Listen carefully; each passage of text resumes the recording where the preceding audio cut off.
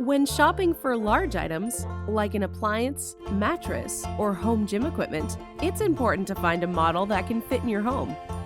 Here are a few helpful tips to guarantee a smooth delivery. In the case of home appliances, measure the width, height, and depth of the empty space. Account for the dimensions of your existing countertops and cabinets for proper alignment, and go with the thinnest measurement.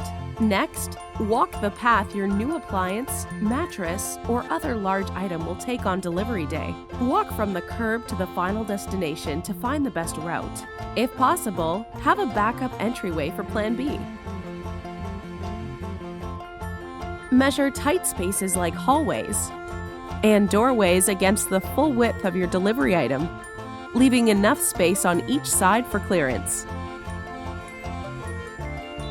And measure other common tight spots like staircases, turns around corners, or the space between your kitchen island and countertop to make sure it fits.